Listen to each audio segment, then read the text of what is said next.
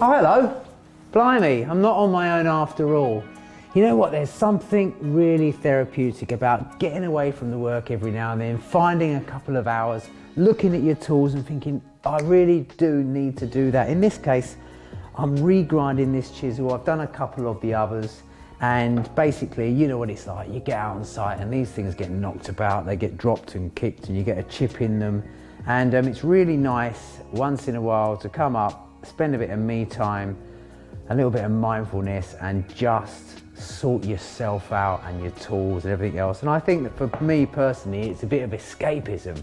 Anyway, while I'm on the subject of chisels, during some of the episodes that we've done in the last couple of years, people have often remarked about my chisels. Maybe it was blunt, and possibly it was at the time. And other people have suggested looking at Japanese chisels. Now, Roger and Dylan at Skill Builder were kind enough to actually buy me a small set of Japanese chisels. And Roger turned up with these 4 chisels, a really nice leather roll, and a lovely little sort of mallet, a little metal mallet. And I was intrigued, and I thought, I'm not going to just get these out. These aren't just going to get used for, you know, any old job. These are going to come out when it's something really important. So the first time I got them out was whilst I was doing the doors. So these are the Rowena doors, and I've got some of the oak ones here which are just about to be spray painted. And I was intrigued. The first thing I noticed when I got it out was, yes, there's a lot of metal, but there's not a great deal of chisel on the end. If you sort of take a typical sight chisel, I call it a sight chisel. This is a run-of-the-mill chisel. You're going to get 8 in the box at Christmas time for 50 quid. But they're a great chisel. You can whack them with a hammer, no problem. The difference is here, this is crafted. It has a name which I can't even pronounce. Let's look at one thing. At the back, it's absolutely dished out there. So what that enables you to do is guarantee that when you're working on a piece, you're honing, you're cleaning a tenon off or a shoulder, you're nice and true, you're nice and flat. Now, apparently, when a lot of chisels are made and they go into the process of hardening, etc., sometimes there's a slight distortion in them, although I've never experienced this, and I'm sure they probably do clean them off and make sure that they are dead flat. But I think the Japanese have taken that one step further. But I'm not an expert, and I really would like it if anyone knows the reason why,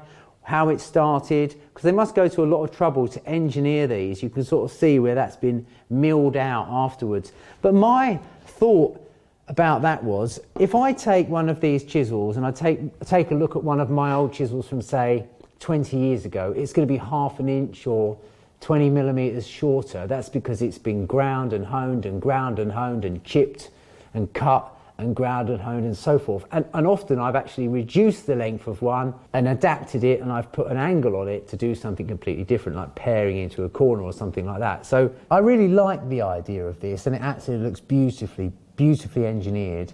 But my only concern is the fact that it's already so close to the tip of the chisel that if you're unfortunate enough to knock it or drop it or dink it or something like that, a bit of metal that you didn't know was there, which does happen, you're going to take this to the whetstone and you're going to work that off, and you're going to get it ground back to the right angle, and you're eventually going to creep into this dish. So what happens then? So anyone who's had these a long time and they've come across that, is it something that you then discard and buy another one? Because they're not cheap, I wouldn't have imagined, these sorts of things.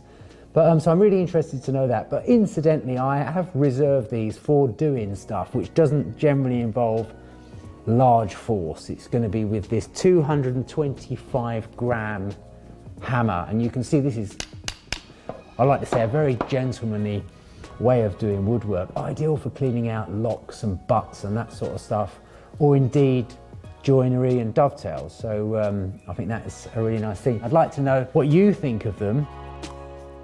I'm just going to go through these chisels, the ones that have been bashed. I've got one here which I found in an old tool bag, and it was it looks like it belongs to a bricklayer. It looks like it's been cleaning joints out, and it's actually got like a rounded end on it, and I'm just going to, for the sake of it, I'm going to put it on this wheel, and I'm going to make that look absolutely perfect and give it back to the bricklayer when I see it next.